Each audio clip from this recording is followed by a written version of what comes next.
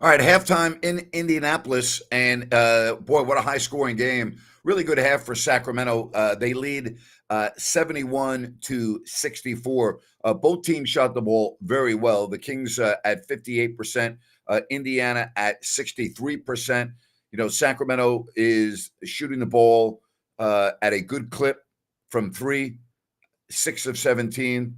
The free throws are still mystifying to me, 9 of 13, but you look at De'Aaron Fox with Sabonis combining for 27 points, Harrison Barnes in double figures. Thought Malik Monk had an outstanding first half. So it all adds up right now to a Sacramento lead of 71-64. Ryan is off tonight. Jerry Reynolds in just a moment or two. But so far, so good. The Pacers played last night. No Miles Turner. Halliburton is on a big-time minutes restriction. He didn't even start tonight.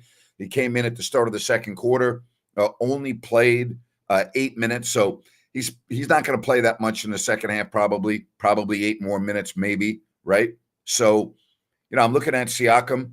He was held in check for the most part. Pretty good half, right?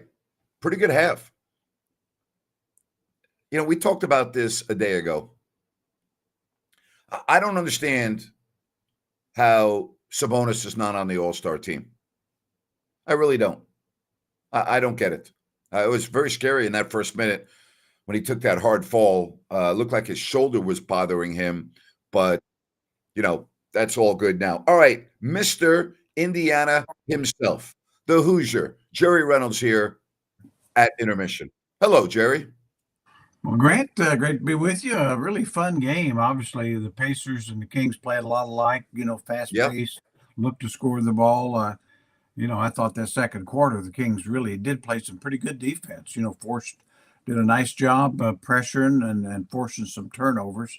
And that's kind of the gap right now. Yeah, 71-64, as you said, a very high scoring game.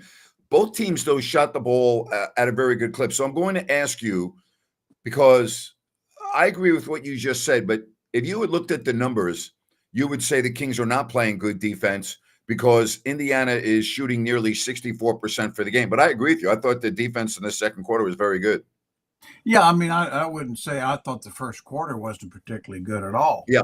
And as you said, I mean, obviously, both teams shooting pretty good percentage, but I thought the second quarter really they actually forced quite a few turnovers, and that's the gap. And I think that's such a key for teams that play like this. I mean, the Pacers are the best offensive team in the league, so they're going to score. You just hope to have some turnovers and a few stops, and you'll have a chance to win. Of course, without Tyrese Halliburton playing at his full strength, I mean, he's on a minutes restriction. He was a game time decision, and then it was announced that he would be coming off the bench. He only played 8 minutes in that first half. I don't think we're going to see a lot of him in the second half. So, listen, you got to take advantage of your breaks. The Pacers played last night as well. And I just like the pace that the Kings are playing with in this game.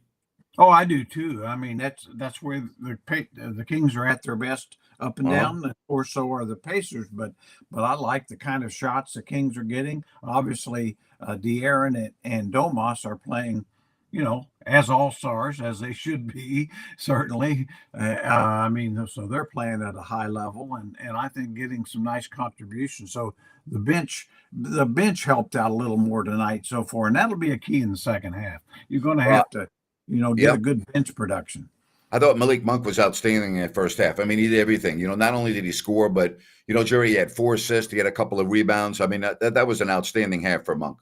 Yeah, that's the Malik Monk this team needs. And, and for the most part of his career here, that's who he's been, a guy that does good things, scores productively, give you a lot of scrap on defense. So, a nice contribution from Davion. Of course, Trey Lyles is very solid as he normally is. So, hey, more of the same, and you can get a win against a very good team. Yep. I look at this arena, and there are certain buildings across the league that I always look forward to going to, and this was one of them. They did such a marvelous job when they built this arena in downtown Indianapolis, moving from Market Square Arena to the current building? I know I speak for you. I mean, it was one of your favorite buildings, huh? Oh, absolutely. Well, it was built for basketball. You Yeah, know, I mean, there's sight lines are for basketball, and it's obviously you excellent. just can't find a better place to watch basketball. I always say the arena at Salt Lake City, even though it's very old, but was great the same way. You know, had just absolutely great sight lines, and I think that's really important. If you like to watch basketball, and of course, but yeah, that's one of my favorites, no doubt. It's one of my favorites. I always used to enjoy, seeing you with so many people that wanted to come up to you, and a gentleman that a lot of our audience would have no idea who he was, the late David Benner, who lost his battle with cancer. Their media relations director was as good as anyone in the league. And there aren't many media relation directors that I can say this about. I would say Raymond Ritter is one with the Warriors. I always enjoyed his company. But David Benner, boy, he's a guy that you want to be around. And, I'll just say this, Jerry, if you and I were still doing the games and we were walking into this arena tonight, it just wouldn't be the same without him there. It just wouldn't. No, no, it really wouldn't. You know, as you said, just really became a friend and just a delightful person. I know his loss hurt a lot of people back there, and he'd been, I think, a sports writer before becoming a media person, and I always thought that really had a little different understanding and background of what's required for the position because of that.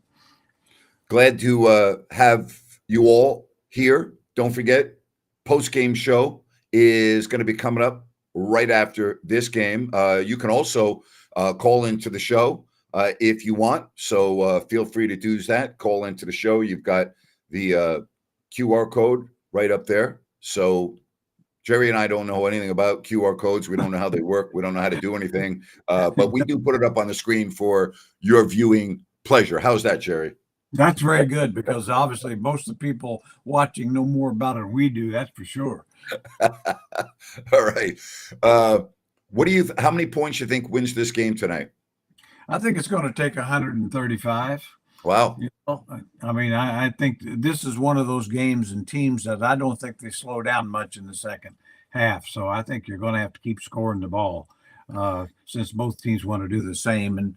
And so it's there for the Kings. If they play the same kind of half in the second half, they're going to have a chance to win. But long way to go. And this is a very good team that they're playing. So they got to continue to play at their best. Yeah, I think the Kings are going to win this game too. And then that sets up a great road trip. You know, they end this road trip with the Cavaliers, who are just, no one's really talking about them. They're playing maybe as well as anybody in the league right now. Yeah, the Cavaliers and the Knicks are probably Yeah. the two. Oh boy, the Knicks. Yeah. The Knicks are a serious contender for the whole thing, I think. But that's just what little I've watched. The Celtics should be very scared. Yep. All right. So you think 135 wins this game. So I'm with you on that. I'm going to say the Kings are going to win this game 136 to 128. I'd say 135 to 130. And that's, that's just a guess and hope I'm right. All right. Again, if you want to join the show, there it is, the link and everything else. So again, we put the QR code up for you as well to call the show. Again, the Kings with two more games. Tomorrow night, it's in the Windy City against the Bulls, who are idle tonight, and then they end up this road trip. But, we talked about this. If you win tonight or you win tomorrow or if you win one of these three games, it's a minimum 4-3 road trip, and you would have taken that before the team left. Absolutely. Like I say, I mean, the key really, when you really look at the big picture, if you can have a winning record on the road, you're one of about 5 teams every year that does. And right now, the Kings do have a winning road record. So finish 4-3, it'd be a terrific trip. When you look at the Pacers play and you look at that arena where you've been to so many times and you being from that state, when you watch the Pacers play against the Kings, do you get different emotions, different feelings than if you're watching the Kings play, let's say, tomorrow against Chicago? Well, not so much anymore. Okay. When Larry was coaching or working as general manager, it meant a lot more to me. But now, I'm more really Sacramento than I am Hoosier anymore. As much as I'm proud to Yeah. be born and raised there, but this is where I've chosen to live and to finish it off. And to pay your taxes. And oh, I can't wait to pay taxes. I may pay twice. I just enjoy it. Well, you live in Living- California. You are paying twice. That's the point I was trying yes, to you make. are. You're paying at least twice. I'm paying, yes. You know, I got smart. It's a good thing I, the state. yeah. It's a good thing the state's got great climate, or it might be That's right. it might be a desert. You know, that's why I moved to Florida. Okay, because of the taxes. Okay, I'm just Yeah. it's only Yeah. it's one of the few smart moves I've made in my life, Cherry. Okay. Yeah, no, and well, you're in the one place in Florida you could live without the humidity killing you.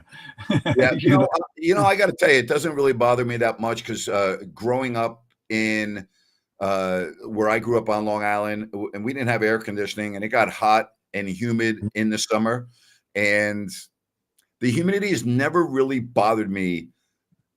I mean, do I like it? No, I don't like it. But you know.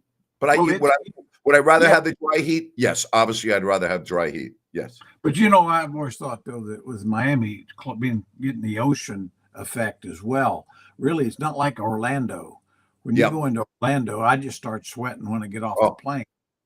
you know what? humidity is terrible. 100% correct. And you know where I live in that beautiful walk around Yeah. that, and even when it's hot, you get that breeze coming up. So I'm with you. All right, back to the game. 1-3. What was your final score again? I'm sorry.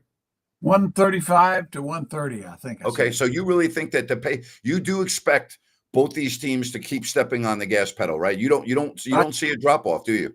No, they both want to play the same way, and they're going to get shots in transition, Yep. absolutely. So you better keep scoring the ball if you want to win.